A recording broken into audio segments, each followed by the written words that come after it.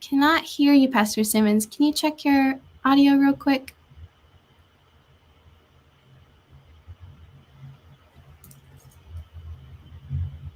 No, not yet.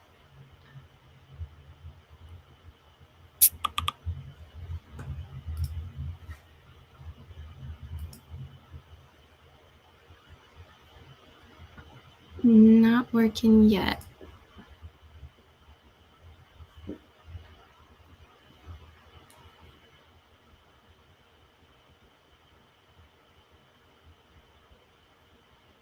Should be an audio function on the bottom of your screen.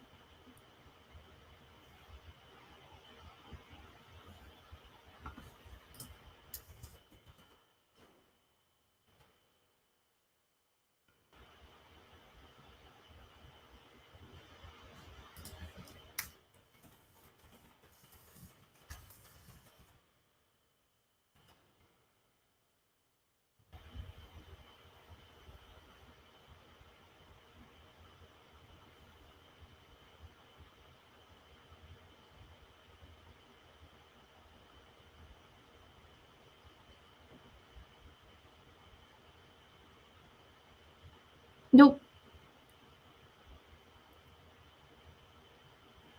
Might have to restart. I'm going to bring on our second moderator, Ursula Dennis, just to say hello and open up the program. Good morning and welcome. This is part 2 of our lung cancer awareness and screening event. I am Ursula Mathis, and we are going to start off with just what our objectives for this program is. Later, we'll bring Pastor Simmons in, and he'll be sure to welcome you all, and we'll start then as well. Today, we are going to discuss Test, Do Not Guess, the role that biomarkers and testing in lung cancer treatments. We have several experts with us today, as well as we're going to discuss clinical trials. We're also going to have some patient and caregiver stories, and we're going to have some policymakers that are going to join us on the call today. We can kick this off and we're going to get started. We're having some technical difficulties, but we're going to move forward anyway. We can start with a prayer. And I ask that you just join me in prayer. Lord, we thank you for this opportunity to come together. We thank you for the panelists and the audience, and we ask that this be nourishing and food for all that are listening. We ask that this be educational and that we become advocates, Lord, and that all things we do in the Spirit, in the name of Christ. We ask these blessings in your Son, Jesus. Amen. Okay, so thank you. We're going to jump right into our panel. And as I said, Pastor Simmons will come back on shortly after we after we hear from our panelists. Be sure if you have any questions, we want to first welcome everyone. I would like to welcome, first of all, Lisa. Lisa is from Amgen. She's one of our sponsors for this event. We're going to hear from Lisa first, and then we'll go into our panelist discussion. Lisa is good. Okay, Lisa's here in the chat with us. Lisa, if you can introduce yourself, and that'll be great. Sure. Good morning, everyone. My name is Lisa Giroyu, and I'm the Director of Thoracic and GI Cancers at Amgen. On behalf of Amgen, I want to thank you for making time to be here today. Amgen is one of the world's leading biotechnology companies, and our mission is to serve patients by transforming the promise of science and biotechnology into therapies that have the power to restore health or save lives. We are committed to advancing policies and practices in support of achieving health equity so that all people have the opportunity to be as healthy as possible. Those of you who participated in the event on April 2nd heard about the devastating impact that lung cancer has on the Black community. I said it then, and I'll say it now, this is unacceptable. And Amgen is working to change that narrative through important initiatives like this one. We're committed to working with organizations like HEAL and Mount Zion Baptist Church to meet patients and communities where they are, to help educate and empower individuals to become informed advocates for themselves or their loved ones. I'd like to thank HEAL and Mount Zion Baptist Church for working together to create such a phenomenal program, and all of you for being here today. Amgen is humbled and honored to support this important work. Thank you. Thank you, Lisa. We are honored to work with you as well. I do want to take this moment to recognize our sponsors of this program, HEAL Collaborative, Amgen, Phoebe Putnam Memorial Hospital, Grady Health Systems, Morehouse School of Medicine. We also want to welcome our Georgia State Legislator, the Honorable Dexter Sharper. Happy to be here. Thank you. And I'm very happy to be here. And, I'd like to take this time to welcome everybody into the workshop and the forum, and welcome anybody to the state of Georgia and to what we're doing in the state of Georgia. I'm excited about what we're doing here. Happy to be a part of it. And I guess we need to also just encourage everybody to register for anything for the future, or register for this so that we can give them more information, follow-ups, things like that. But you'll hear more from me a little bit later, around 12 noon or so. But just like to welcome everybody here, and I would just like to thank all the panelists and others right now that are going to be involved for what you're doing for our citizens in the state of Georgia, as well as anybody that may see this anywhere across the world. So thank you so much, and I'm happy to be a part of this as well. Thank you. Thank you, Representative Dexter.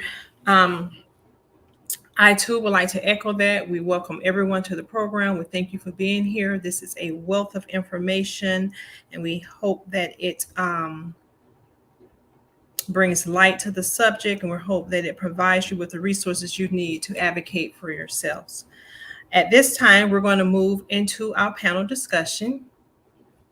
We're going to start with our very own Dr. Adam Jones. Dr. Jones is a board-certified radiation oncologist with Radiation Associates. He's going to present to us this afternoon. Dr. Jones, welcome, and thank you for your participation. If there are any questions, please do not hesitate to put them in the chat, and we'll be sure to get them to Dr. Jones. Thank you, Dr. Jones, for joining us. Yes, ma'am. Thanks for having me. All right, shall we get going? Can everyone hear me? Yes, we can. Good. All right, so thank you all for being here.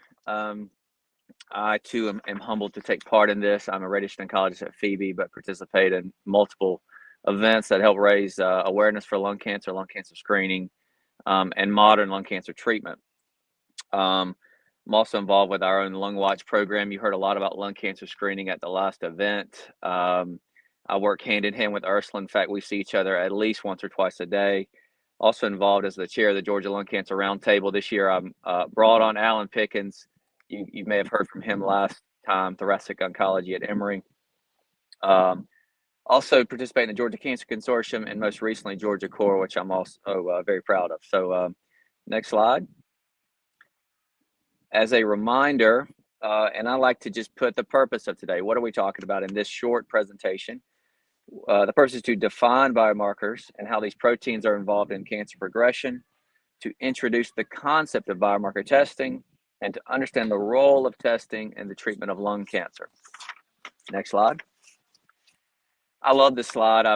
I stole it from Google a few years ago, but what it highlights is the impact and the importance of lung cancer. What you see on the screen left or patient right, that is the amount of lung cancer deaths in an average year. And what you see on the other side is the combination of breast cancer, colorectal, and prostate cancer combined. And what we see is lung cancer is not only that devastating, but it's that important to study and to make advances. Next slide. Just a bit of a treatment history about lung cancer. Traditionally, and admittedly, this is all we had when I was going through training, not just 10 years ago. Surgery, which is involved in removing the cancer, radiation therapy, which is what I do. We have different ways that we attack the cancer, and chemotherapy. And as we know, chemotherapy is a bit of a poison or toxin that goes into the blood, and it can make the patient quite sick. And I've just snapped an image from Shirag Jani, who's our leader and medical oncology director at Phoebe. Just wanted to add him to our presentation. So next slide. And some of my dates may not be exact, but I pulled this because I've been learning about biomarkers myself. But in the 2000s and 2010s, research led to the development of novel agents to target cancer cells more precisely, with better side effect profiles and better tolerability. And I imagine the scientists who are actually discovering these agents don't quite look like the scientists in your picture there. I thought a little humor would be fun. Clinical trials showed efficacy, they showed tolerability, and they showed that these drugs work. By the 2010s, these drugs came to the market. The FDA started to study these drugs and found that they were safe and ready for prime time. Fast forward just 10 years, from 2010 to 2022, we have an explosion of data driven by bench work, driven by prospective clinical trials with highly complex treatment algorithms endorsed by NCCN, who is our governing body, I consider, in terms of cancer algorithms, which are now available to anyone. So anyone who presents to an accredited cancer center has access to these drugs. Next slide. So in practical terms, what are biomarkers? And I put these in common day language. How would you talk to me if we bumped into each other at the grocery store? Cancer is evil. Why? Because cancer cells are immortal. They grow unchecked. They disrupt the tissue where they sit. They spread, and eventually they overwhelm the body in its normal function. So other terms that we use for cancer are malignancy, tumor, mass, lesion. We sometimes use these terms interchangeably, but to me, they all mean the same thing, something that can grow and spread and cause problem. Cancer cells present usually in a spontaneous fashion, meaning it's just some erroneous act in nature. And typically these things happen as we age. Our body, the same body that God gave us, is meant to protect from this. It's meant to have these repair mechanisms, and sometimes these mechanisms don't work correctly. So DNA, the building blocks of you, the building blocks of me, the same matter that was given to you half by your mother, half by your father, produces something called RNA, which is let's just say a component that's perhaps half the size of DNA, which then tells proteins to be made in a certain way.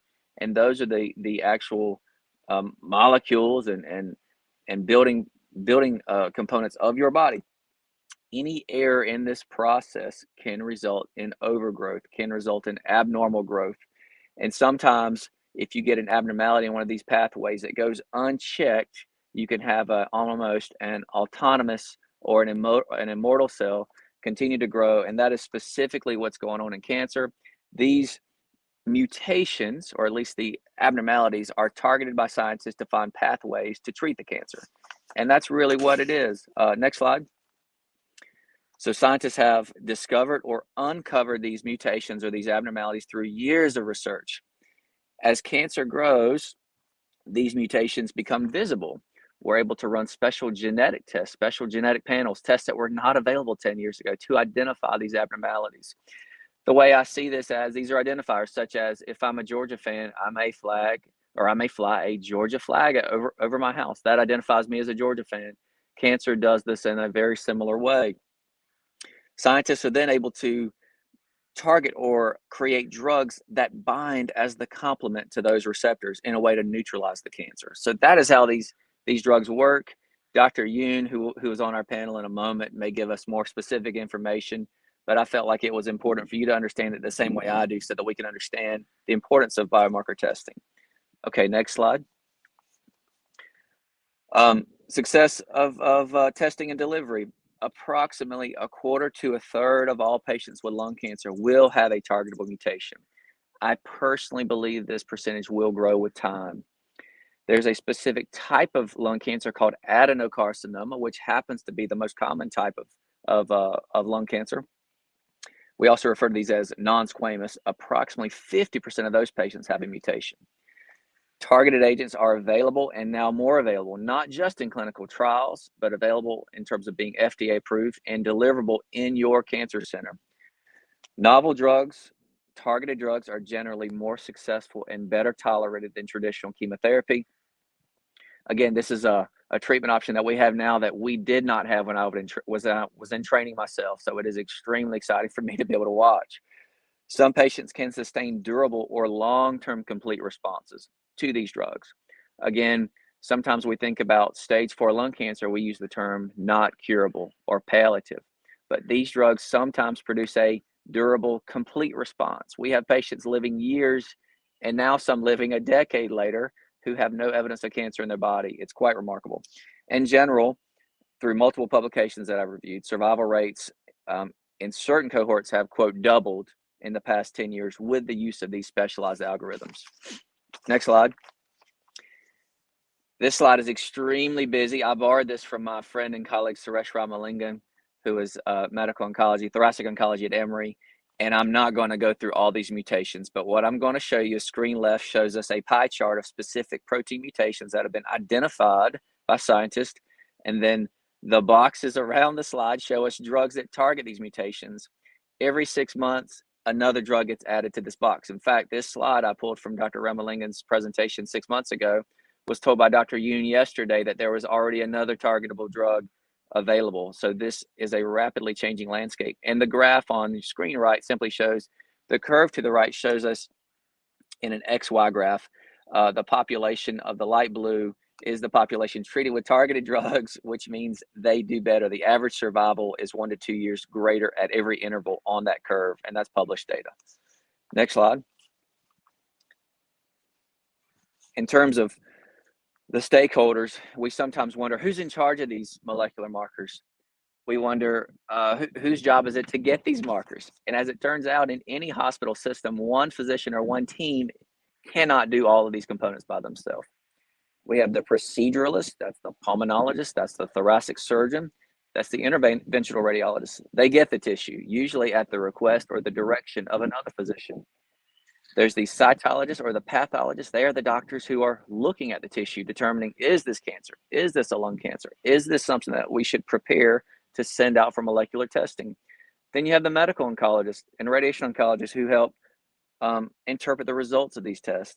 Then you have the nurse navigators who are in between, liaisons between interventional team and treatment team to ensure that the patient gets what they need. Next slide. Lastly, just to give you all the facts, most patients with lung cancer will benefit from biomarker testing. Not all patients, however, are recommended to have testing or benefit from testing, which is why we don't shotgun this test out of the gate for every patient. Sometimes testing is not useful in certain patient populations or is not useful in certain patients with certain stages of cancer. At the moment, biomarker testing is not useful in screening. There are, however, ongoing clinical trials to explore this. Some patients are too sick on presentation to explore this option. Insurance companies require specific criteria to reimburse or to pay for this testing. And if ordered inappropriately or too quickly, patients may be responsible for the cost of this. There are programs, however, that are in place for assistance. However, it is the job of your oncologist and your navigator team to complement each other and to make sure that if you are appropriate for testing, it is done in a way which makes sense and is done in an expedited manner in the best way that can help you. And that's my last slide. And on the back, I have a picture of Tower 1, which is our cancer center. And I guess at the moment, Ursula, we could perhaps move into the panel discussion. Dr. Yoon is also available, who I openly told him earlier that I would defer to him on all technical questions of markers and testing myself. I'm a simple radiation oncologist, but I do understand it to some degree. Thank you. Thank you, Dr. Jones, for that presentation. And thank you for putting it in layman's terms so that we can all understand it. and know what questions to ask. I would like to introduce Dr. Yoon. Dr. Yoon is also with Amgen, and he's going to share some comments with us. And then I do have some questions from the listening audience and from the panelists that I would like for you all to ask. Dr. Yoon? No, thank you, Ursula, and thank you, Dr. Jones. Great presentation.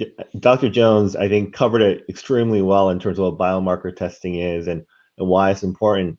As a drug company, we want to make sure our drugs get to the right people and not to folks who shouldn't get it, and to the folks that could hopefully benefit from it. And so because of that, we're big advocates for biomarker testing, because what it allows is a personalized treatment option for patients. Everyone's cancer is different. And we want to make sure if our drugs are getting to the folks that should get our drugs based on what their cancer looks like. And the biomarker testing enables that. And that's why it's a big passion of ours, big passion of mine, and the work that I do at Amgen in helping to help folks understand what testing is and why they should get tested and when they should get tested based on their cancer type. Thank you.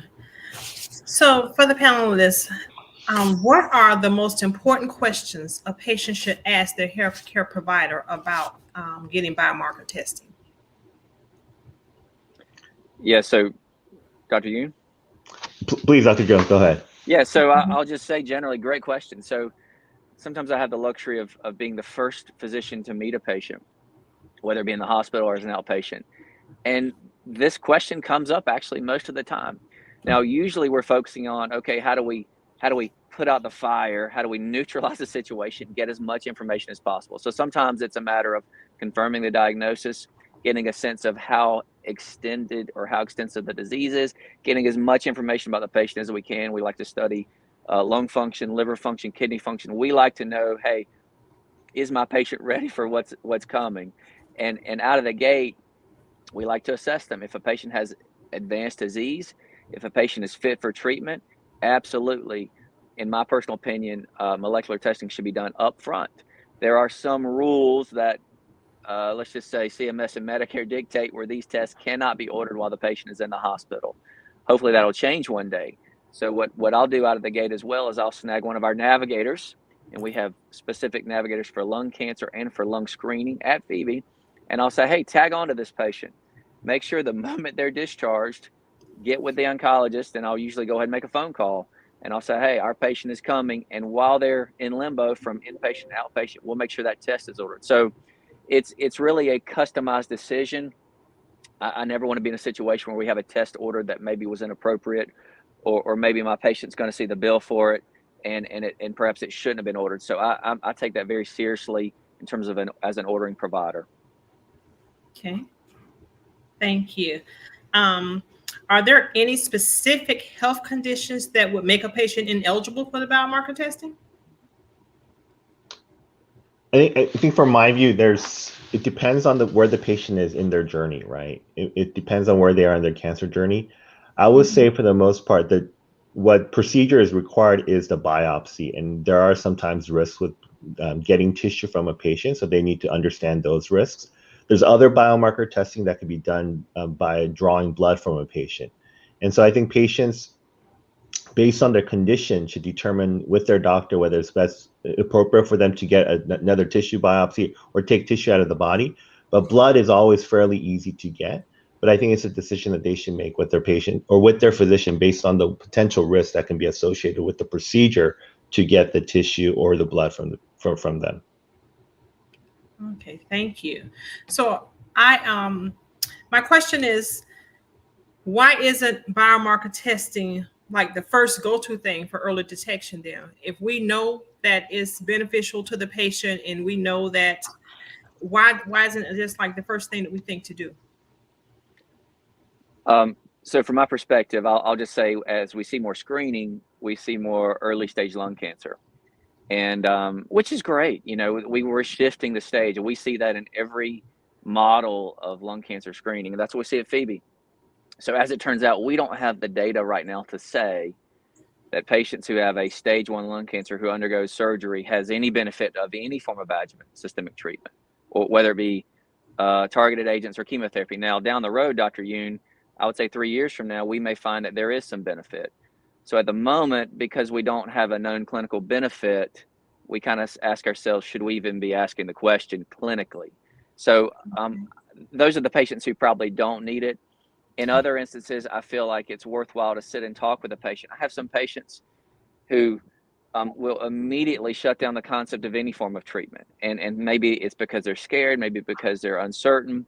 So I find it really valuable to talk to the patient and get some insight before we even go down a journey. Last thing I want to do is have ordered $20,000 worth of imaging and tests, and then the patient show up and say, oh, well, I didn't want any of that anyway. You know, I'm going fishing. You know, I've heard stuff like that. And then I feel like I've created a burden on them and the healthcare system by even ordering tests. So I feel like it's a personalized decision, yet to reflect on my slide, most patients will benefit from testing. Okay. My last question that I have is, why is biomarker testing not readily available for people of color who are diagnosed with lung cancer? I think it should be readily available for all. I think that's the overall answer. And you know, if you think about what Dr. Jones described in his slides, if you have a certain type of cancer, I believe the standard of care based on guidelines is that all patients, regardless of where they are, who they are, what socioeconomic background they come from, should get offered biomarker testing for the type of cancer that they have. And we as a company as well realize there's a diversity gap here as well, and we're trying to address that through education, through funding and things of that nature. But in principle, if you have adenocarcinoma, one of the cancer types that Dr. Jones mentioned, and you have an advanced stage of that disease, the standard of care per the guidelines, the NCCN guideline, is that all patients, unless there's something with their condition that makes it where it's not maybe advised, should get or be offered biomarker testing as a choice. Okay, thank you. Thank you. I know I said I had one question, but I do have one more question to ask. And that is Ursula. Yes. Ursula, could I comment? Please. Could I comment on the previous question? So Yes. When I hear you know, about inequities and access issues, from me, it all comes back to it. So I just use the term access. It all comes back to access. You know, as a cancer physician at Phoebe, I have the luxury. I mean, thank God I work for such a, let's just say, a humble institution. I have the luxury of giving standard of care treatment, the best treatment, to the gentleman that comes in with the pack of cigarettes in his pocket, who doesn't know anything about anything. I mean, literally, I have some patients who don't have a primary doctor. I mean, I treat their cancer, then I refer them to a primary doctor. So for me, it's all about access. By the time they hit my door, they get standard of care, whether it be mine, Dr. Johnny, Dr. Krawicki, Dr. Tongle, whoever. So I think the real problem, and this is something that we're trying to address in Project Elevation as well, and I know Dr. Simmons that's his house, but it's, hey, how do we do more than just create a test? How do we bring access to the individual? So for me, if my average patient who doesn't have access presents on the ventilator in an ICU with a cancer the size of a baseball glove, versus the patient with access who presents as a screen cancer, which is cured 75% of the time, there's your disparity right there. I feel like as a treating physician and as a person that creates drugs, all I can do with folks is when they come to me. It's what happens before then that creates the disparity. So for me, it's access to primary care physicians. It's access to screening. I couldn't agree with you more. And that's exactly where I was going with my next question. So you answered it. Is that, how do we break down that barrier? How do we gain access to care? How do we create avenues and revenues so that disparities are decreased? And how do we create access to screening? And thank you for answering that question. If I could kind of go a little further. So Amgen sponsoring this event. And it was great to hear from our Amgen leader out of the gate. I'm dropping her name at the moment, but that was perfect. Yes. That's destroying a disparity, whether it be through a church or through any civic group. For me, it's Phoebe standing up a screening program. It's for me, Phoebe telling us, hey, we're willing to give you 100 free screens. In fact, we're putting components into place now where we can do where we can take self-referrals for screens. It's not that we want to take the conversation out of the hands of the primary doctor. It always needs to be in the hands of the primary doctor. But if I can take a simple phone call and enroll a patient in a screening program, I've broken a barrier right there. And that patient should be screened annually. So for me, it's all about how do we get the information into the hands of our brothers and sisters in the community so that we can come to the table. Yeah. Completely agree with that. I mean, I know we as a drug company and drug companies in general have to do a better job as well, right? In ensuring that we're funding efforts like this to educate the community on the disparities, on the issues, and what the standard of care should be for all patients. I agree, and thank you both for your perspectives. Is there a difference in the biomarker test that you can get in the hospital versus in a private physician's office versus, is there a difference in the biomarker testing? No, I think the standard of probably best biomarker testing to get across all lung cancer patients who have advanced disease is a test called next generation sequencing. And so it's a test that looks at DNA across multiple different biomarkers, the ones that Dr. Jones described. And those should be available in the hospital via, in the doctor's office. That can be ordered there. And that's the type of test you want to get ordered regardless of the setting. And it could be using tissue from your cancer itself, or it could be also be using blood that can be drawn from you. Okay, thank you. We're going to conclude this portion of our program, and I think our key takeaway from this portion of our programs is test, do not guess, which is what the theme of this part of the section was, but also in order to know your status, you have to be screened. So that's our first step, is getting to a screening program, getting screened for your lung cancer, knowing your risk, knowing how to follow up and how to advocate for oneself. I really do appreciate you, Dr. Young and Dr. Jones. Thank you for taking your time to share this valuable information with us. Should we have more questions, I'll be sure to direct them to you, get them to you so that we can get them back to the listening audience in some other type of platform. Thank you for your time today. Thank you very much. Thank you. Thank you.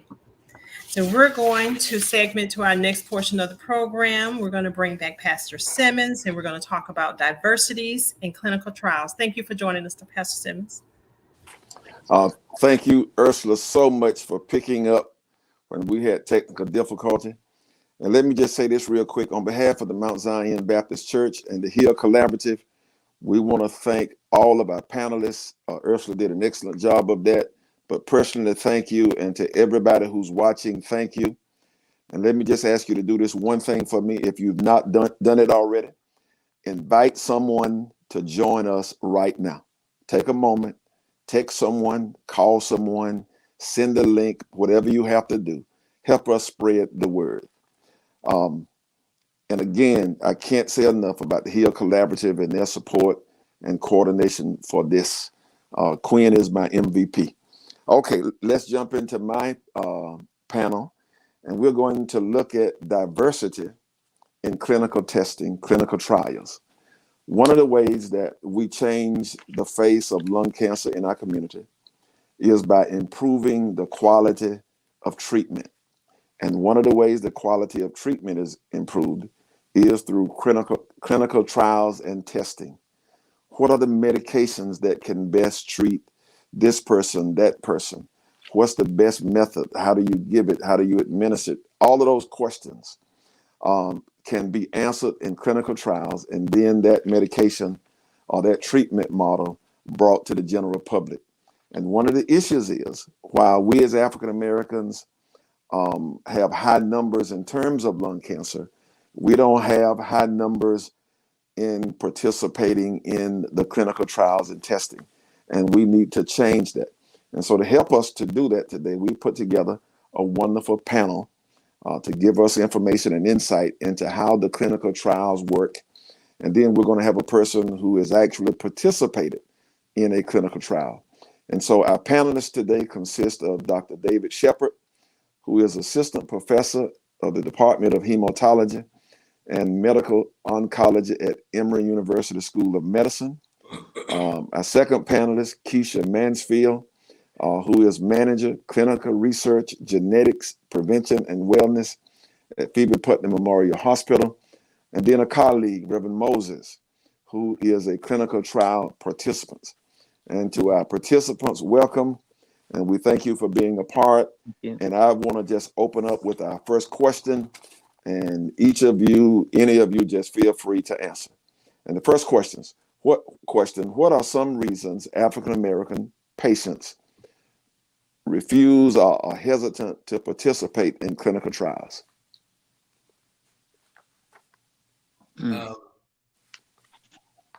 I'll go ahead if anybody wants to jump on it. I mean, I think that there's a number of reasons that African American patients are less likely to participate in clinical trials. We generally try to group them as, system factors, physician factors, and patient factors. Patient factors would include things like poor access to quality healthcare. Not everybody can live near Phoebe Putney Regional Hospital. It's a great blessing. You guys have that type of hospital system there. Cultural and language barriers are often an issue when patients are being offered a clinical trial. There's issues with levels of understanding. Sometimes clinical trials actually cost a lot to the patient to be involved in. More frequent laboratory testing, more trips to the doctor, and there's no financial incentive. And I think another thing that was slightly alluded to last time in terms of patient factors was performance status.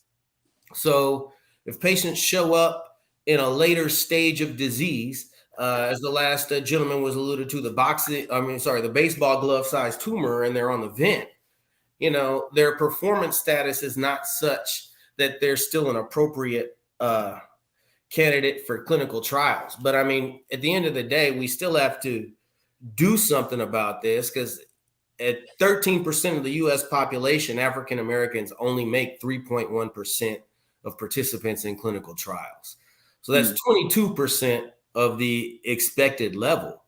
And, the huge problem with that is clinical trials are supposed to be the gold standard of how we decide what treatment is best. And when we perform these trials and there's significant underrepresentation of any ethnic group, you don't really know how that drug might benefit that ethnic group versus the majority of the patients in the study. So you've got a huge kind of knowledge void there just due to low enrollment. If we were talking about biomarkers, in New England Journal of Medicine earlier this year, there was a study. It was a small accrual study. There was 99 patients on it looking at targeted therapy for lung cancer. There was only one African American patient. So, you've got 1%, of the study, and that, 3% tends to pretty much go across the board. And I think that once we overcome some of these other issues like language, trust, communication, we'll be in a better position to get more enrollment and educating patients to advocate for themselves. Trust is a huge issue. Patients tell me all the time they don't want to be guinea pigs. They talk about the Tuskegee syphilis study, which was an absolutely atrocious study that took place over 40 years. But it wasn't really relatable to clinical trials. The more we, if we actually educate ourselves on it, it wasn't really a trial at all. They were not treating people. So I don't think it's a reason to, I think it's time to kind of start trying to move on so that we can better benefit ourselves. And I'll let somebody else jump in. Wow. Thank you, Dr. Shepherd. You hit on a lot of it. The main one, when you said the mistrust, it was like a big elephant in the room. And I'm glad you reiterated the Tuskegee, because you're right. A lot of us still today don't understand that the Tuskegee wasn't a clinical trial. It was horrible, of course, but I think we didn't communicate it well, because it's still out in the community now. They're not going to do it. They don't trust it. You can relate it to even some of these COVID vaccines, that they're trying to harm the minorities. And so we have to overcome that through, I think, education and more access to the knowledge. And that what brought me to get involved in a clinical trial, because I was working in an organization at the time, the Georgia Cancer Coalition, when Governor Barnes decided Georgia needed to step up in cancer and come up with more cancer research. And I was in the beginning of all these conversations, being around investigators and researchers, and I started learning. I wanted to know because I lost two family members, my mom and sister, to cancer. And my sister died young because, again, she was afraid. She didn't trust everything. And by the time I got involved, of course, the cancer had spread it a little far, and we started trying things, but it didn't work. So I had this desire. I wanted to know. It was just too many people telling me, oh, I'm not going. I said, you found a lump. I don't want to know what it is. I just don't want to know. And so I began working more in the community around that, and even in some of the faith organizations and churches to help us understand we need to be a part of it so we can get better data and results. So a lot of it is mistrust, but I saw a lot of it was lack of knowledge. Even if we wanted to take them for access, they were afraid. And I don't have the answer to all of that, but I knew I was not afraid once I got information and asked questions and got around other people, and they were not afraid to address some of our fears. You can be afraid to address the fear you have. So, I think you hit on a lot of the reasons why we don't do it. Okay. Let me just add one thing there, then we're going to move to a second question. As it relates to the trust piece,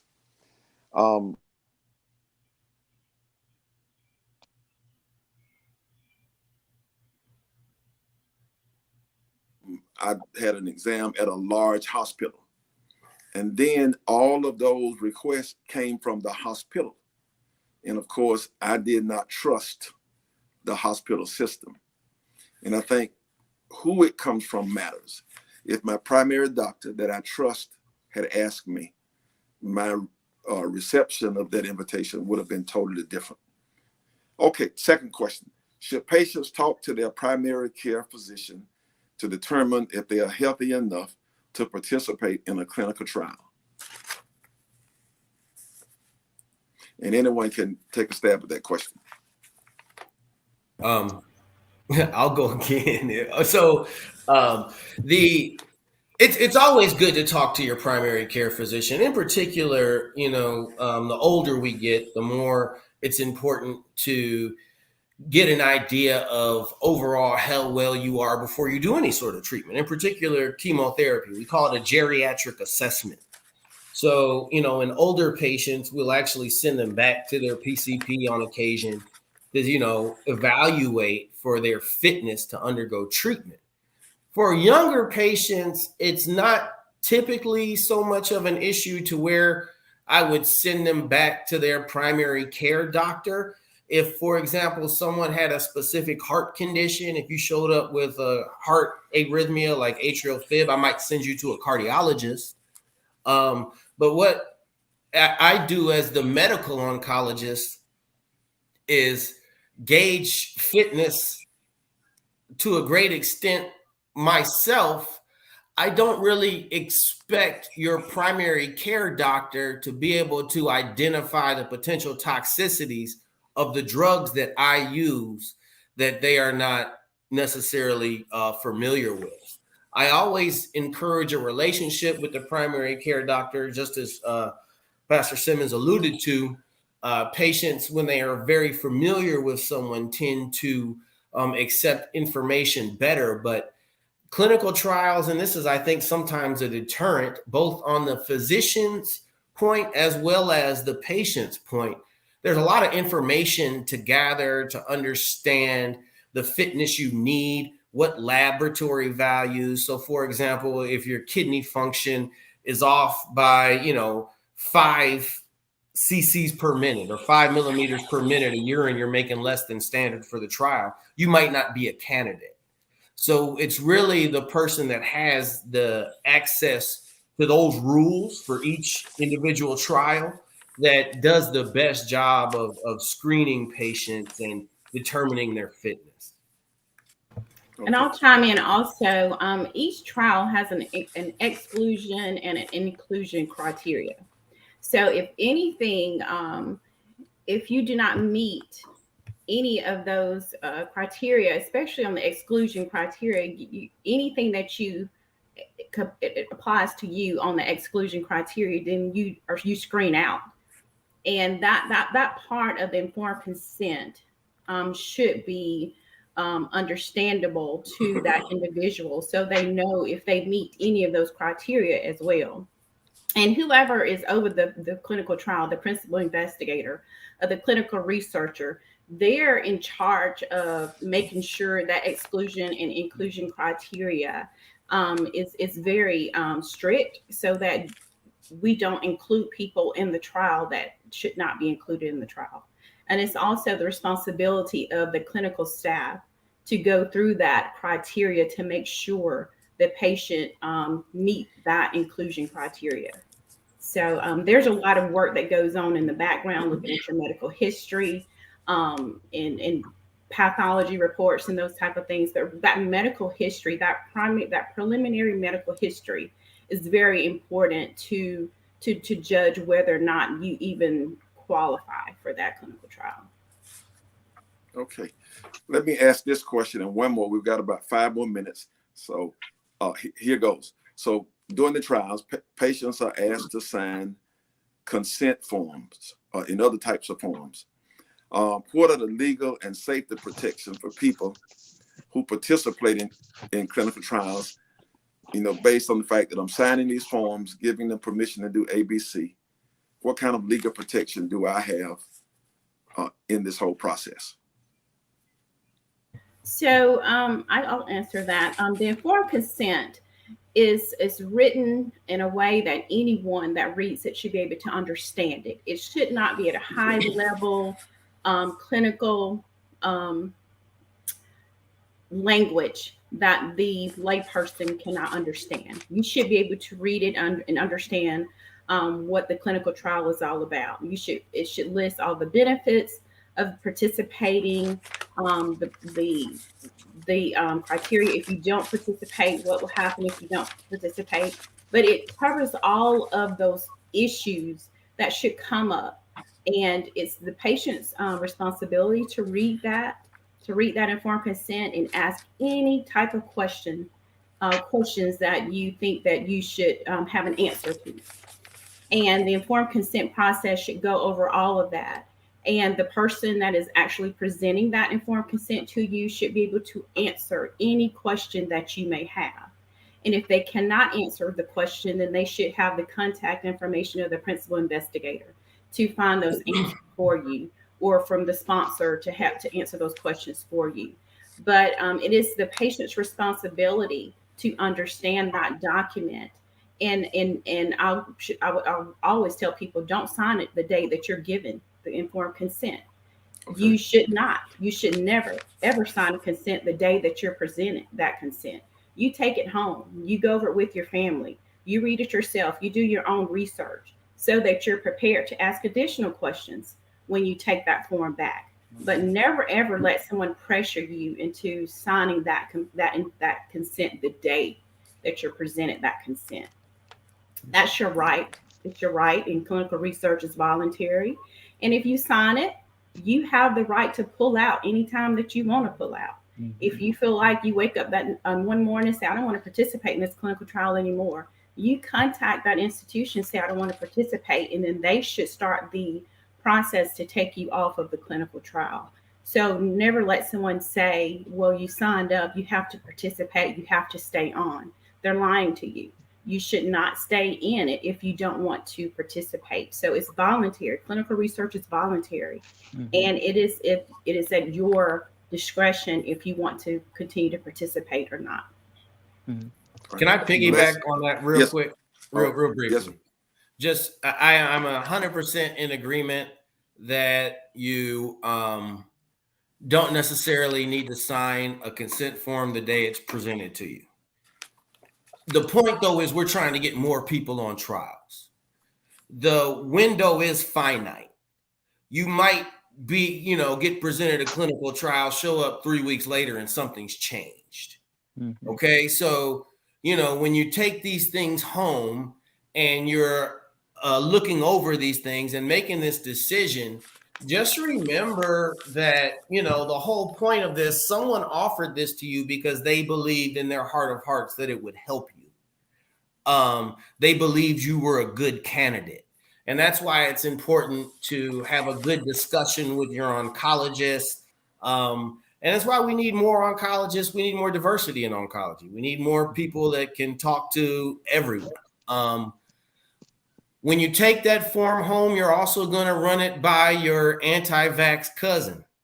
All advice you get at home is not good advice. And that's hugely important as well. So you've got to really filter out who's in your ears when you're making these life or death decisions. So that's all I'd add to that. Yeah, and if I just add quickly, I recommend we bring people to that meeting. That's very helpful. I've been with 2 other friends. When that clinical trial discussion come, we went in the office 2 or 3 days, and that those doctors and people sit and talk with you. Sometimes when you go home, you it's a different space. I advise you go in, bring your family, the people that your best friend or whoever. Do not go in there trying to make those decisions with all that language, and they'll break it down when they start talking about markers and the side effects, and somebody need to be in there to hear it, and that's going to be very helpful. I just want to throw that in there. I agree 100%. All right. One last question and one response because we're out of time. I want us to leave with a takeaway. I come out of this background and say it does no good to hear the word and don't do it. And so our aim here is to increase minority participation in the trials. Give me one strategy that we can take away. Something, we've got policymakers on the phone, we've got providers on the line. One strategy to take away to increase diversity in these clinical trials. Something we're not already doing in it, either one of you. Is there a clinical trial available for my condition? Advocate for, be your own best advocate. Okay. All right. Thank you very much. And so now, and again, ladies and gentlemen, if you have questions for the panelists, please type those in the box. And if we don't answer them today, we can get an answer to you. And to each of our panelists, we thank you so very much. And now we're going to move to patient caregivers. And the moderator for that panel is Brandy Bryant. And so, Brandy, we turn it over to you. Hello. Hi, everyone. I'm Brandy Bryant. I am a lung cancer survivor and thriver, and I will be moderating this panel with, am I waiting on Sydney? There she is. With Sydney, and if we can we're having a little bit of technical difficulties with getting Doug Pompey, who's a caregiver, on, but if we can, we'll get him to join later. So I'm just going to do a quick introduction. My name is Brandy Bryant. I was diagnosed in January of 2018 with stage 4 lung cancer. I don't have a history of smoking, no risk factors, no secondhand smoke, living with anyone who, to have exposure to secondhand smoke or radon that I'm aware of. And it really, for me, just started with a cough that was kind of annoying that we thought might be allergies or adult onset asthma. I was tested for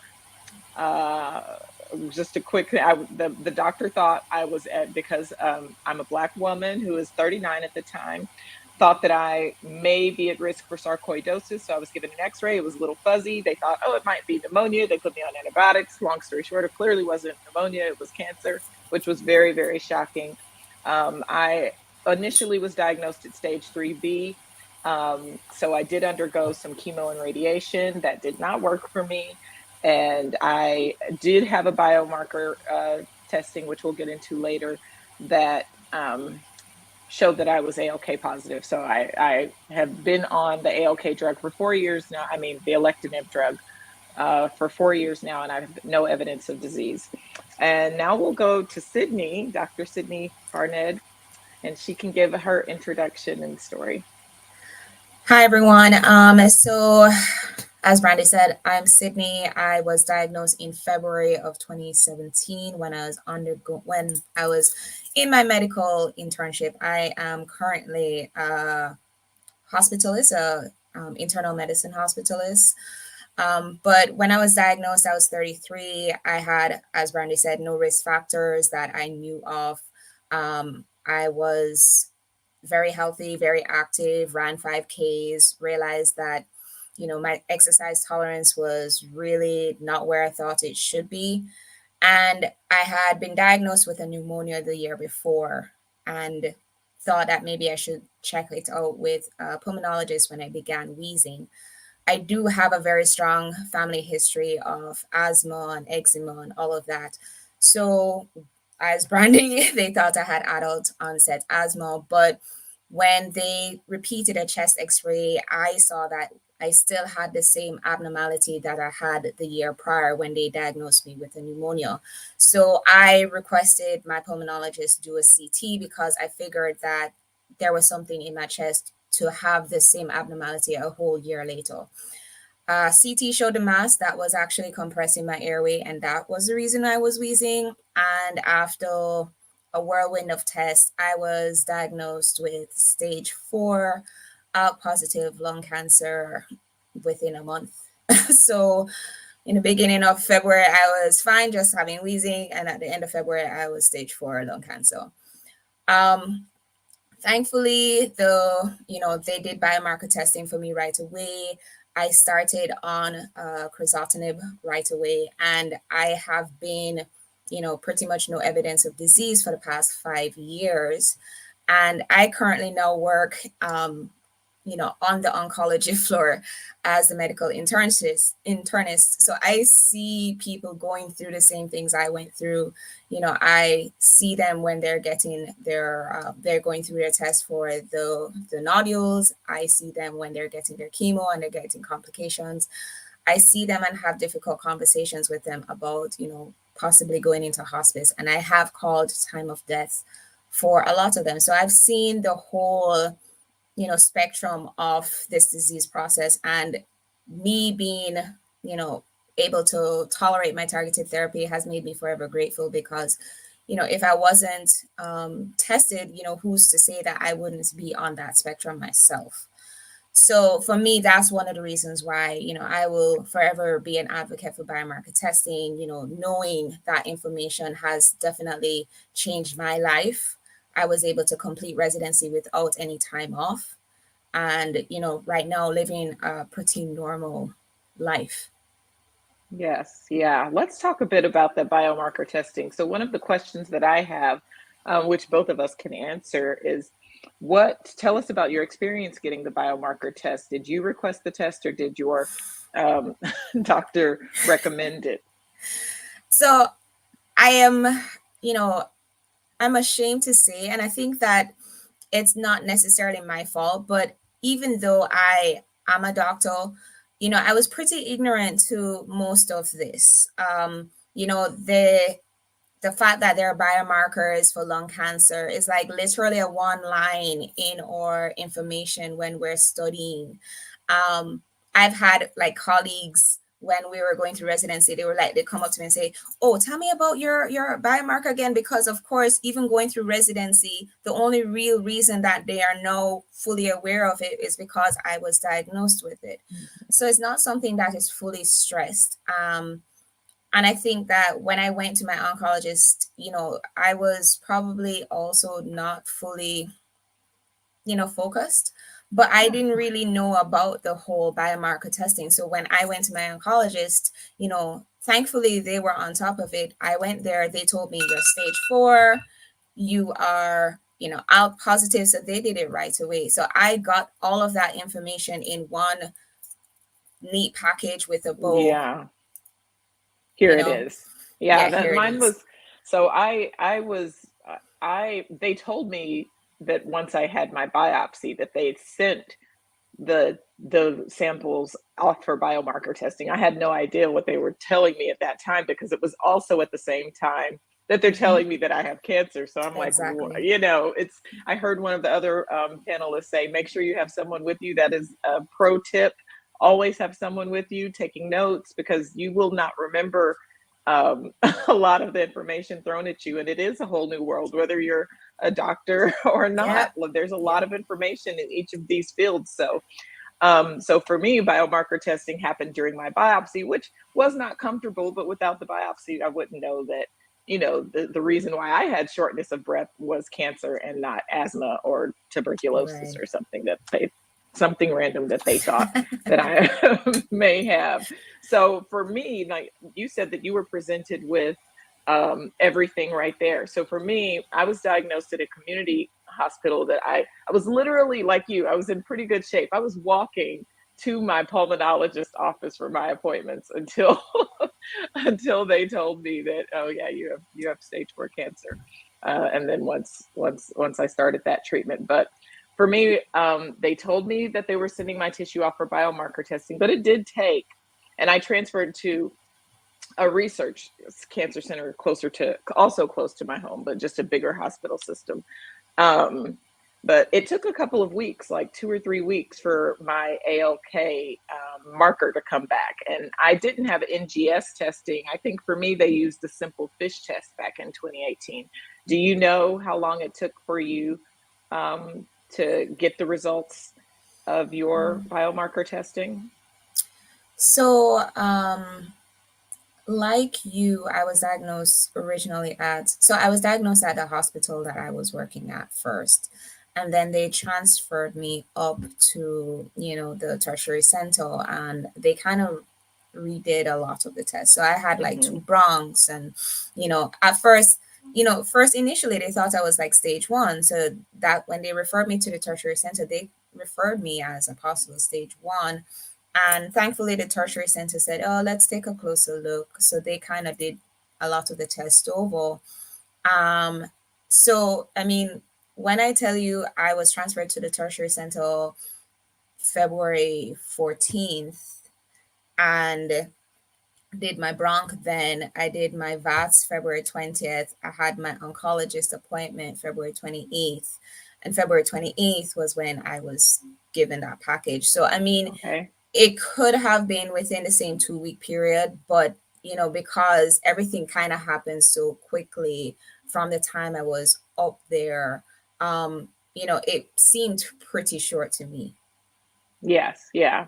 As far as with the treatment started. And for me, they already decided to start. My initial plan of treatment was to do 6 rounds of chemo and 30 rounds of radiation, followed by 12 months of immunotherapy. And this is why I also think we need to talk about how important biomarker testing is. At the time, they knew I was ALK positive, but because I was stage 3B when I was initially diagnosed, I did not qualify for the targeted therapy drugs that were available for ALK positive patients. So they wanted me to do the immunotherapy right after I finished chemo and radiation. I had a pericardial effusion during those last couple of rounds of chemo. And when they drained that fluid, they noticed I had metastatic cells there. So that's what bumped me up to stage 4. But the silver lining, if there can be one, is that qualified me for targeted therapy. The other very, very important thing, I must say, and I was in part of an ALK positive group that Sydney and I are both in. And I would see a lot of people who were doing immunotherapy and not doing well. And at that time, they hadn't had a lot of studies showing that ALK positive and immunotherapy do not go together. So it is really, really critical, honestly, before they start a lot of treatment. Maybe you can do chemo and be safe, but you shouldn't do an immunotherapy treatment without knowing your biomarker status. That is number 1. So no matter what, because it can cause, I'm not a doctor, but it can cause hyper progression of your cancer, which makes it worse. So you don't want to, like, I can't do immunotherapy, as wonderful as it is for many lung cancer patients. It will not work. It will not work for us. So I'm so thankful that I had that biomarker testing and knew that I shouldn't. I was just kind of warned that I shouldn't try immunotherapy as my next step. They gave me the choice between immunotherapy and targeted therapy, and I'm very thankful that I chose targeted therapy, and it's worked very well for me. I mean, and just to Go ahead. actually go on that, like it's, kind of sad at the same time, because my aunt was diagnosed with lung cancer literally probably 2-3 years after I was diagnosed. So like probably a year or two ago. And, the first thing I said to her, make sure you get biomarker testing. And she got biomarker testing at the time. I mean, she's still alive, so don't, she's okay right now, but she was diagnosed with EGFR, like exon 20, which at the time they didn't have targeted therapies for. So she had to undergo the same chemotherapy, radiation therapy, and they even, started her on immunotherapy. And as soon as she told me that, I was like, it's not going to work. It's not going to work. It's not going to work. Stop it. Stop it. Yeah. And I mean, I did a lot of research. My father and I did a lot of research. And I mean, we, found out that they did finally get a targeted therapy for her mutation. And as soon as we found out, we were like blasting her with the information. Talk to your oncologist about this. Make sure that you get that drug. Even if you have to do a clinical trial to get the drug, make sure you do it. And, thankfully now she's actually being put on the drug. So, we're all grateful for that. But of course, we wouldn't have known all of this if she didn't have a biomarker test. Exactly. And that's a great segue. I know we kind of already talked about, I want to make sure I don't miss anything. We already talked about how we didn't have any risk factors, but do you have any other, I didn't have any family history of lung cancer or any cancers that I would worry about. I mean, we had prostate cancer in the family, but are there any other members of your family who've been affected by lung cancer? No. And I mean, it's strange because, she's EGFR, I'm ALK. We haven't lived in the same country, ever. I lived in Jamaica for a long time and came up here. She lived in Jamaica when she was very young and came up here very young. So she's been in the States for the most, part. And now she lives in England, where that's where she was diagnosed.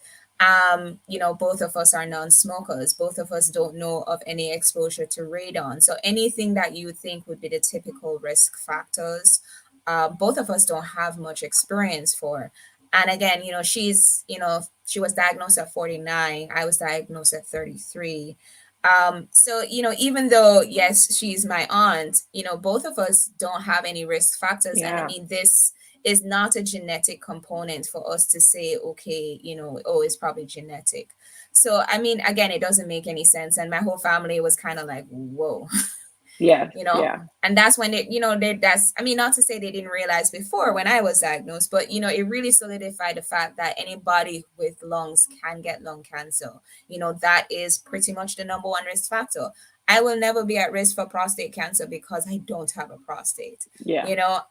But everybody has lungs, so everybody should take the time out to kind of pay attention to the fact that just because I'm not a smoker, I can't get lung cancer, that's false information. So that's the thing that we really want people to know. Yes. Now, about clinical trials, did anyone on your team ever talk to you about participating in clinical trials? They did. In the initial stages, I was kind of given the whole array of tests in terms of, the whole array of medications. At the time, alectinib was there, but it was considered second line. And I think the clinical trial that they offered me was probably brigatinib, but it wasn't at the tertiary center that I was at. It was at, somewhere else. And I was still in residency. And to be honest with you, as people spoke about in terms of clinical trials, I was just like, I don't want to be in a clinical trial. I just want to get a drug that I know what the drug is. I can research the side effects. I'm still in residency. I don't have time to be going back and forth. So I opted not to do that. And I opted to just take, one of the drugs that were offered to me. And, for the most part, I've been pretty good on that drug. Yes, yeah, I pretty much had the same experience. And just to wrap up, I wasn't offered a clinical trial. I asked about them just to get information, but there were already drugs available that they knew worked. There was really, at that point, no reason for me to use a clinical trial. But it is important to kind of be aware of it when you're diagnosed with something, and just kind of keep an eye on those things to see if there's something available for you. But that is the end of our time. Thank you so much, Sydney. And thank you everyone for tuning into the panel today. No problem.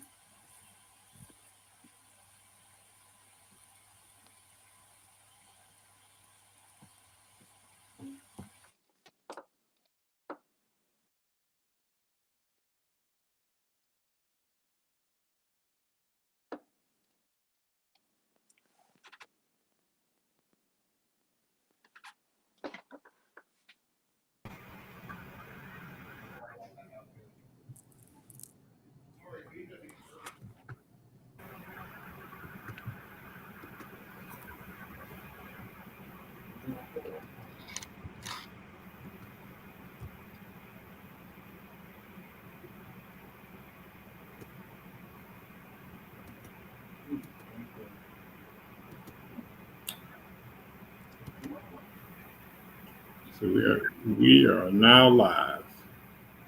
We're live with the panel here. All right. Good afternoon. We're glad to be here today to talk about panel policy implications around getting access to these important therapies that were just presented today. I know that Representative Dexter Sharper will be back shortly. Hope everybody can hear me okay. There he is. We can hear you now. Okay, sir. Can everybody hear me okay? Mm-hmm. Yes. Okay, Can you hear me? Great. I'd just like to welcome everybody to the policy panel. I'm State Representative Dexter Sharper. You dropped off again. That lets you know how policy works. That tells you something right there. And, policy is important in this particular space. And I know, Maisha, you know this better than most. You're seeing this at the ground level on how individuals are getting access to healthcare and things that are keeping people from being able to access quality healthcare at the right place at the right time with the right provider. And so some of the things that you've been seeing, I guess, kind of give us a little background about what you do and the work that you do in this space. Great. Can you hear me? I can. Thank you so much. I am elated to be here this afternoon or morning to some of you, but I am Maisha Standifer. I'm the Director of Health Policy at the Satcher Health Leadership Institute at Morehouse School of Medicine. Again, I am elated to be here and to talk a little bit about policy implications in the community in which we're talking with and we're talking for in terms of the lung cancer community. And so I told you a little bit about my professional, attributes, but I need to tell you about my personal attributes of being a caregiver and a cancer disparities researcher. Caregiver, meaning I was a caregiver of my husband, late husband, Emmanuel Charles Standifer, who passed last year, on April 11th of last year, due to complications with advanced stage lung cancer. And it was great to be a part of that, listen to the previous conversation and the dialogue to talk about how positive my husband received as cancer treatment in Florida. And so, like I said, preliminary, prior to my husband being diagnosed with lung cancer, I was a cancer disparities researcher and still am, along with a community-based participatory researcher. And seeing a lot of this from that community level of what's happening with cancer disparities, but professionally, it was a great opportunity just to enlighten on what's happening in the community, in the policy field, along with in academia and in research institutions. But then when I was able to be a caretaker, that took it even further, of course, as a personal contact and connection, but along with that journey that lung cancer continuum, learning the diagnosis to actually the processing of that, especially with an African American male and that population being more disparate throughout the treatment, and also talking about survivorship. So I see all that again from that perspective of being the caretaker, but also right now in being in the research field at Morehouse School of Medicine, we have several initiatives focusing on lung cancer. I'm involved with a lung cancer research project with Morehouse and Grady Hospital. But then I want to talk about policy, and we could talk a little bit more about that. And we talk about some of the current policies and some of the future policies that are on board, and looking at the role of the policymaker and informing and training policymakers. That we have several programs at Morehouse School of Medicine focusing on informing policymakers who don't know or don't know how to, then empowering community scientists. We call them the average advocate, or those who mobilize, those efforts. And I can talk a little bit more about that as we continue throughout our particular panel. And Representative Sharp, I know you're back, so I turn it back over to you, sir. Okay, thank you. And I guess you guys already kind of introduced who you were. And I also bring about 32 years in emergency medicine, transportation myself. And I'm on the Health and Human Services Committee this 10 years. But we're just looking at some of the things. One thing she alluded to, what is the role of state government in lung cancer prevention? And I'm not just going to have these answers. I want to get the feel from you guys, and you also, Mr. Howard, as a former state legislator, you know how it is and things we have to try to do. My biggest thing has always been prevention. Prevention is the number one thing we have to look at. So I'm going to ask this question to myself and you guys, let you answer kind of first, because I know we're on a time schedule here. But what is the role of state government in lung cancer prevention? So I'm going to ask y'all that a little brief, 30 second or 1 minute answer from you guys, and then I'll probably do the same. So you can't give politicians no 30-second window. What are you talking about? I'm gonna take 30 seconds just to introduce the question. But if you really think about policy from actually how our government works, we really need to have more of a civics conversation about how policy is made and how people can actually advocate for their own positions. And what we're seeing is that the state really makes it difficult in a lot of ways to have access to these, because it's managing a lot of different resources at one time. So you're looking at not only healthcare, but you're looking at education, you're looking at the prison or the criminal justice system. So all these different things compete for the dollar. And so how do we get the voice of the patient to rise up in that equation is about how people advocate for what they want to have happen. So I think that the state should be about leveling the playing field more than anything else. And right now, I think the state has fallen down on this job. Yes, and just to echo what what Howard was speaking of in terms of the state responsibility, but local, government responsibility, along with federal. Right. And so we need to really look at the mobilization of communities, the informing and the training of community efforts. That's why we currently have housed within Satcher Health Leadership Institute a training mechanism where we inform elected and appointed officials on what's happening in their community and matching them with community-based organizations to really say, hey, this is a multi-sectoral, multi-professional, multidisciplinary effort that we need to inform. And we have several particular cohorts in this training efforts focusing on cancer disparities. And that's where we see our start, informing, educating, training, and then leading up to that advocacy part, which so many are doing and have led in terms of some current policies. We know the American Lung Association, what's happening there and their policies federally, but then we're talking about socially.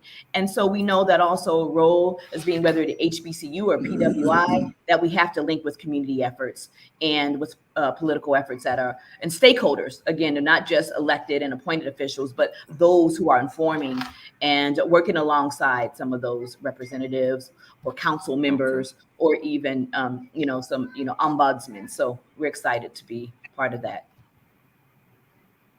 Okay, and I think to give testament what you guys are saying, that just the mere fact that I'm here with you guys on this panel, being invited to be a part of what you guys are doing, that is a key step. Like you're saying, you just gave a solution to what we need to do. So if I'm involved and I'm right here in the process, then that's going to give me more awareness of what's going on.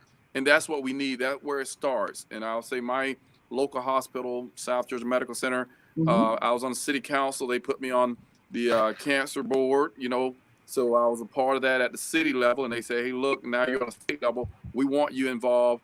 And like you say, the local facilities and the locals have to gather together and invite us to come to things so we can be more aware of what's going on. So I think we're in the right direction. So I think more people, more citizens, more organizations need to reach out to their state legislators to invite them in to be a part of what they're doing. Then we will be more aware, because everything I'm getting here today, I'm going to be taking this to the committee, to the chair, and say, hey, look, why don't we allow them to come and speak with our legislators in our committee? So that's one thing we can do. So that's one thing. And when we're looking at this, I have another thing that we want to talk about. What can our elected officials do now to ensure health equity and early detection and screening, access to biomarker testing, and access to innovative treatment and therapies? And as you guys respond to this briefly, I'm writing notes down so I can see what we can actually do and what we can turn into policy. Okay? Yes.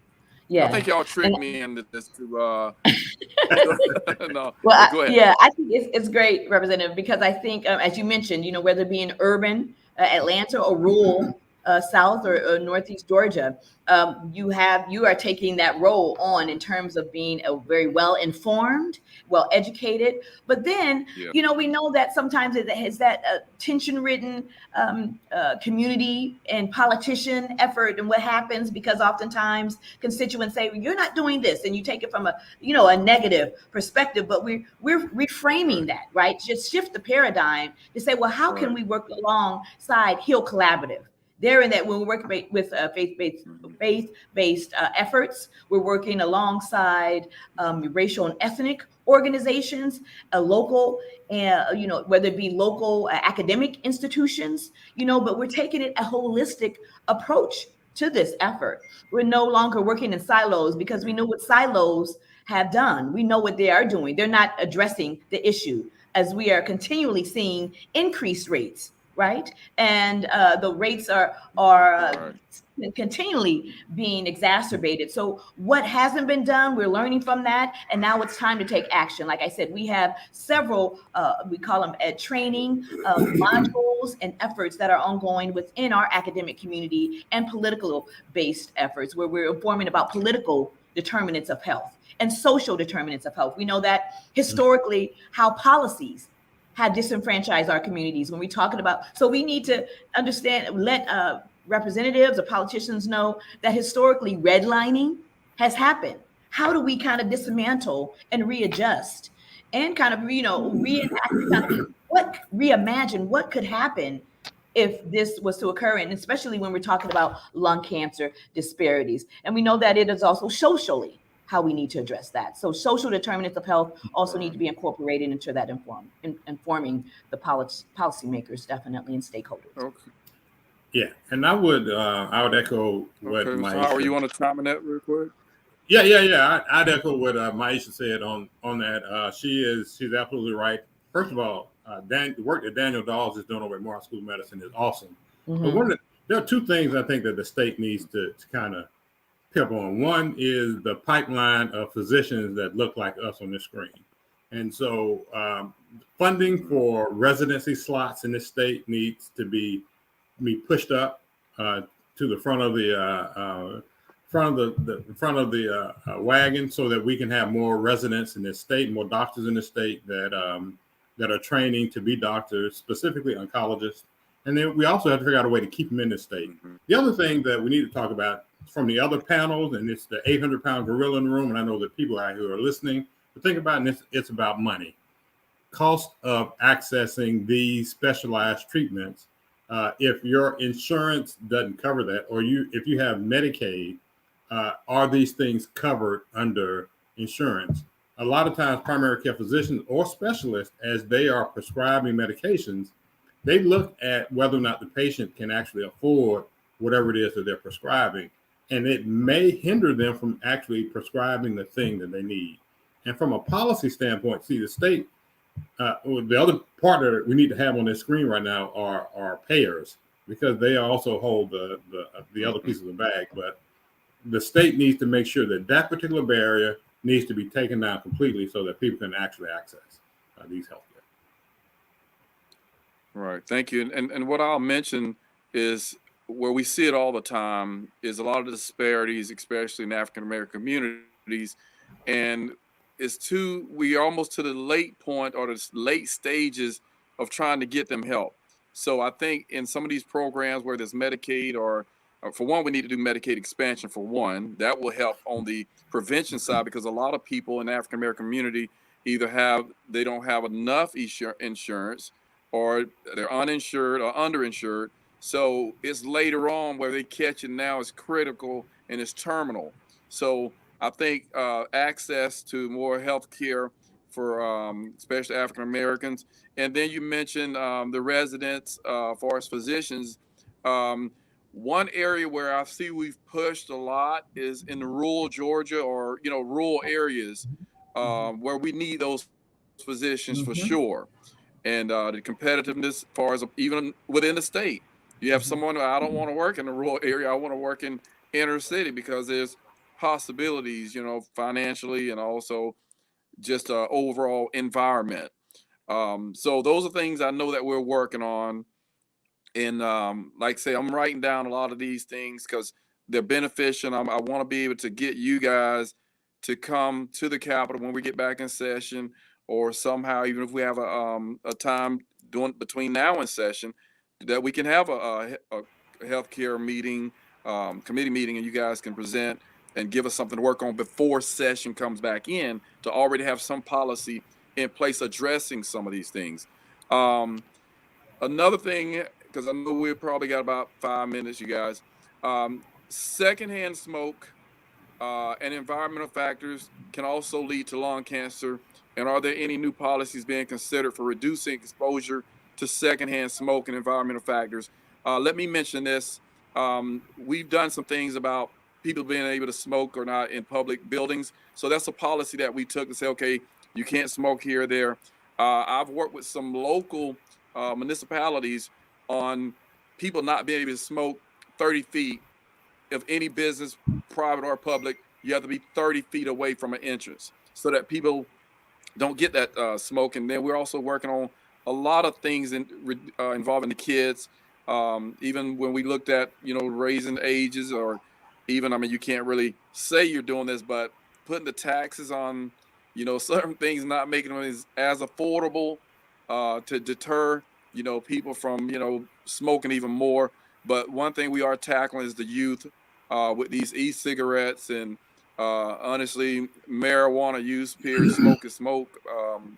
But a lot of this stuff that we're looking at, we're trying our hardest to put policy in place to get these kids from even starting to smoke, period. So you guys can chime on in that, and then I'll close us out. But my call to action is to get with you guys, even after this, sit down, let's get some policy done, Howard know how it is.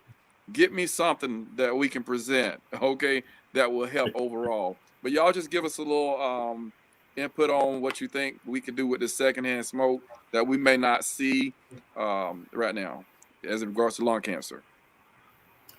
Yeah, I would say, sir, that first of all, excuse me, you're spot on. So I'm a little bit older than Representative Sharper, although I look younger, but that we're not going to talk about that right now. So, right, okay. When I got elected, the legislators used to smoke literally right off the floor of the House of Representatives, and that actually changed in the 2000s. So that tells you how far along we've come.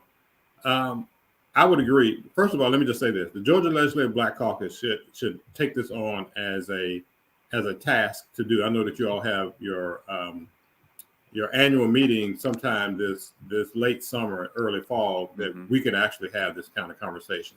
Number one. Number two, it's important that the church be a part of this conversation. It is still, in our estimation, the most trusted voice in our community, and having policymakers and pastors come together to have this conversation is huge in order to get this information out to transform our communities. And then finally, the other thing is that not only secondhand smoke, but think about the environmental conditions around where we live, radon gas, other factors that are affecting our lung health from a policy standpoint need to be addressed. Somebody talked earlier about redlining and communities. We really need to look at how dangerous some communities are, and from a policy standpoint, address those issues so that people are not living in those places. Yeah, and just to close out, thank you so much to highlight that. Just to bring it back in terms of what you talked about, to really address the youth. I think I'm glad you brought it in, Representative, to talk about it's no longer just smoking cigarettes. Youth are smoking everything else but, traditional tobacco cigarettes. So we know that inhalation in your lungs, anything you inhale in your lungs is detrimental to you, right? So we need to be, stress the harm that's due to that, and really, have some creative ways, and the ways that, I know my medical students that I teach, and in terms of the pipeline training, again, Honorable Mosby, as we were talking about, we need to develop that pipeline and be creative. We are no longer looking at just face-to-face didactic. We are online, we are remote, we are, educating via social media, TikTok, all these creative sessions that we need to understand these platforms. And that's how we need to address it. Going into policy, we need to make sure that data is prevalent. Data. If there is no evidence, there's no problem. And so what we have at Satchel Health Leadership and Morehouse is the Health Equity Tracker. We have all of those promoting some of the efforts that we know currently what's in Congress from the top on down is the Omnibus bill focusing on environmental health and hazards, especially with Black women, right? Looking at Obamacare, some of the policies that have enacted and enabled individuals who traditionally were not able to go into get access or get certain services or treatments. People are now able to do that. Even when we're talking about the executive order that Biden passed in January of 2021, talking about health equity. All of this is inclusive. So we know on the federal level, we need to do things. On the state level, it needs to trickle down and be sustainable. So we know that, as you mentioned, the church is great, but we don't just want you to do that one-stop helicopter stop when it's time to get elected and fly back out. We want you to stay in that community, be invested and engage, and create some messages, create some programs that we can continue to have long-lasting impact on future generations. And that is what we do, especially in my role. And I'm looking at educating, informing, and training. Yeah, and let me just add this one other thing, Representative Sharper. I think that we need to let the people know that that they actually have the ability to vote with their feet too. That right now we need for them to do something based on the conversations that we've heard today. That they should go out and engage with their own provider, engage with their policymaker, to understand how they can be more impactful in this space, how to address or access certain healthcare issues that have been brought up in this conversation. That the people don't need to sit here and listen, but they can be an active participant in this process. And we want to encourage everyone that's listening to actually go have a conversation with your doctor and your legislator. You'll find that'd be very interesting. Right. Well, in closing for us, I appreciate everybody on the panel, and I appreciate this organization. And we have built, alliance here. And I think the call to action for us after this is for us to actually sit down and actually draft some legislation. People got to understand all the legislation doesn't come from the legislator. It's come from organization or some person that's, hey, I think this would be a great idea. So let's do that. And I'm gonna put myself out there to say I'm here and I want to do this, and let's give ourselves a deadline that we can have something ready in the next 3 months or so that we can put our hands on and begin to try to lobby it and get with other legislators and put it in front of others and see what they think about it as well. So I want to be able to maybe 2 or 3 pieces of legislation that I can bring to the committee and try to get it moving. So I'm open to that. So let's make it action. Let's not talk about it. I don't like to do forums and meetings and panels and nothing happens after it. Okay. I want to see something done. So I'm going to hold you guys accountable, and I want you to hold me accountable. And we need to hold everybody accountable that's representing the people, because it's all about the people. Yes, it is. Thank Amen. you so much. And Thank I think you. our time is up, and look forward to, another part that we can do in the future. All righty, let's give ourselves a hand. All right. Yeah. Very quickly, let me just say thank you to all of our presenters. Are we over? And beginning with the biomarker testing panel, then the diversity in clinical trials panel, patient caregiver panel, and then the policy panel. We just finished.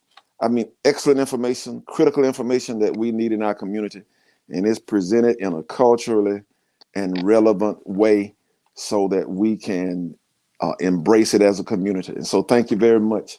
And I also want to give a special thank you to HEAL Collaborative. And for those of you that don't know, the HEAL Collaborative is an acronym: Health, Education, Advocacy, and Learning. And they are the linchpin in what you've seen today. They made it all happen.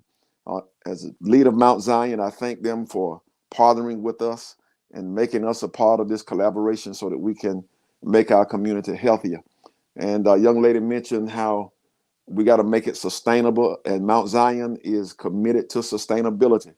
We have been here since 1865 doing what we do, and we plan to do it until the rapture. And so we want to be a part of what moves forward and try to make this a better place. Also want to say to you that there's some next steps. There are things that you can do, that I can do. And we've already had a suggestion about drafting legislation. And so we want to be sure that each and every one of us, you have a slide in front of you, that we do the next things to make this a better situation. And also what I want to say to you is that we have an opportunity here to make our communities healthier and ourselves. And remember, anybody who has lung cancer can catch or have lung cancer. And so let's do this. Help us to improve. There's a workshop survey. You help us improve by completing that survey. There are other resources available, and you can reach out to us and we can share with you how to access those resources. And again, our time is up, and so we're going to close with a prayer. But my final thank you is to all of you who have been a part as listeners and viewers today. And you can help us again if you've not already done it. Those of you that watched on Facebook, you can share this with others even now. And those of you that are watched on YouTube, obviously you can share. So let's make sure that we continue this process. And again, you have slides in front of you. I won't take the time to read them, but they will be there. And let me simply pray. Father, in the name of Jesus, we come now to thank you for this wonderful, wonderful opportunity that you've given to us to be used by you today to share with our audience, with the world, information that can help make our community healthier, to empower us to be advocates for ourselves and for our families. We pray for the HEAL Collaborative and all of the other participants, the organizations, the individuals who've been a part of this. And we thank you for those people who work in the background, whose names have not been shown on the screen, have not even been called. But without them, this wouldn't have been possible today. And so we thank you. Bless us now in Jesus' name. Amen. And we will see you the next time. Stay tuned. We'll be back with more information. Have a blessed day.